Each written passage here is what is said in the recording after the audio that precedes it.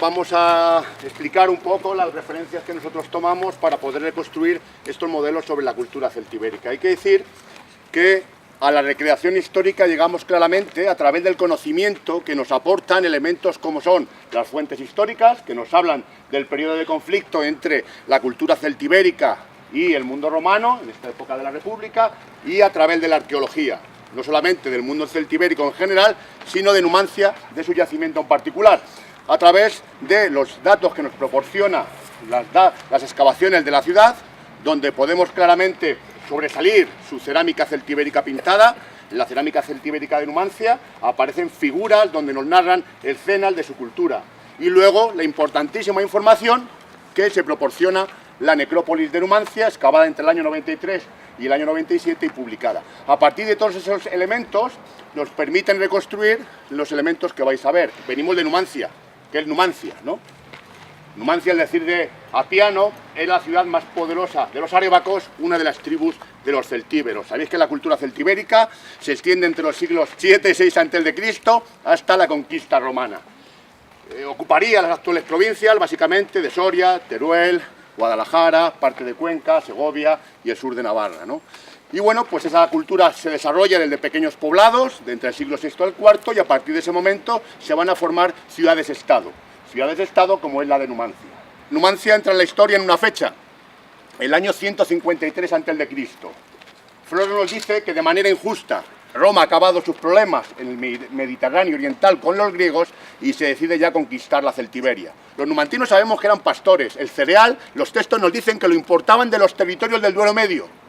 Tribus bacéas, Burgos, Valladolid, Palencia, pero esto ya había sucedido. Y al final todo este problema deriva del modelo romano, porque en Roma los cónsules eran magistrados, y los magistrados el Senado los nombraba cuando comenzaba su año. Y en ese instante, el año romano comenzaba el 15 de marzo. Por tanto, entre que nombraban al cónsul, hacían la leva, de ahí viene la palabra legión, y estas venían andando hasta Numancia, vemos que aparecen claramente en Numancia el 23 de agosto. Han perdido ese tiempo precioso para hacer la guerra. El Senado romano es consciente de ese problema y ese mismo año toma una determinación que nos atañe hasta el momento actual. Cambia la fecha de su comienzo del año y la cambia a las calendas de enero, al 1 de enero. En 20 años de conflicto, que es lo que dura la guerra, entre el 153 y el 133 a.C., Numancia derrota o rechaza o pacta con 8 generales romanos. Y esto va haciendo que se genere una idea en Roma: Numancia es invencible. Así que finalmente, para destruir la ciudad, Roma nombra cónsul al mejor militar que tenían, a Publio Cornelio Escipión Emiliano. El Escipión usó todos los recursos de su familia para reunir el que fue el ejército más grande que nunca antes había pisado la península ibérica. Nos hablan de un contingente militar de en torno a 55 o 60.000 hombres. Llega a Numancia a fines del verano del año 134 a.C. y no ataca la ciudad. Realmente lo que hace es cercarla. Sitúa 7 campamentos alrededor de Numancia, los une por un potente muro, por un valum que denominan de 9 kilómetros de perímetro, y cierran lo que ya queda para la historia como el cerco romano del Escipión. Los numantinos nunca se quedaron quietos. Nos hablan de continuas y reiteradas batallas, escaramuzas, pero finalmente el hambre, la falta de recursos y aliados les hizo mella, y el texto nos dice que Escipión da una salida a Numancia, claramente la esclavitud. La mayor parte de los numantinos, los textos nos hablan que deciden tomar otra vía, seguir siendo libres en el más allá. Nos hablan de un suicidio colectivo, aunque también el texto de Apiano nos habla de 50 numantinos que serán paseados en el triunfo del Escipión por las calles de Roma. La mujer celtíbera, como veis, lleva un traje de lana o de lino, bajo, ¿no?, por debajo de las rodillas, ceñido por un ampuloso cinturón, y bueno, el calzado abarca el de cuero, con lo que conocemos pedugo de cordero. También llevan, como veis, una serie de elementos como adornos en el cuello, pectorales ricamente decorados. Claramente la mujer tiene un valor simbólico, es la que se encarga de la casa, de hacer la comida, de fabricar elementos como el tejido. Tenemos las cardas, que generas el hilo y de ahí lo metes al telar y tejes. Nosotros, ¿qué encontramos de esos telares? Las pesas de telar. Y ahí fabricas todo tipo de elementos.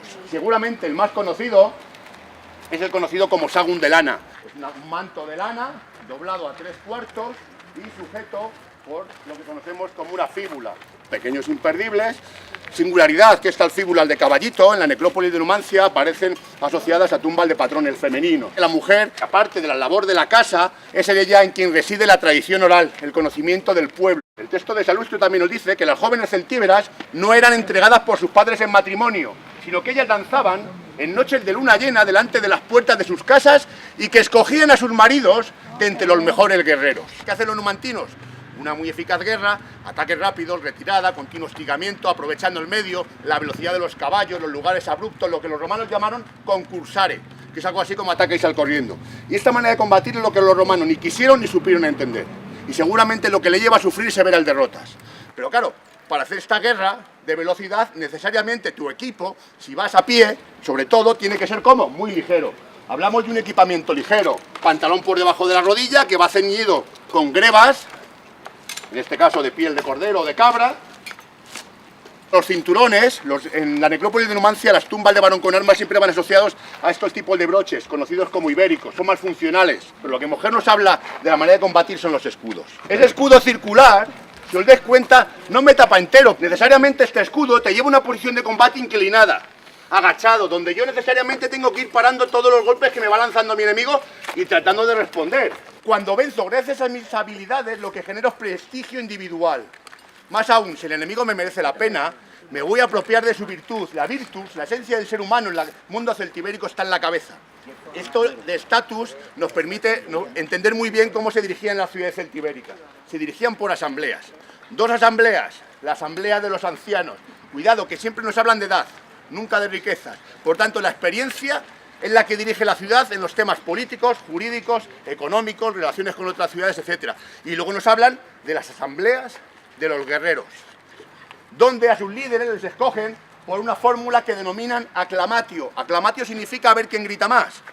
Pero es una fórmula democrática, si os des cuenta. 100 gritan más que 10, 10 gritan más que 1. El que más gritan es el jefe.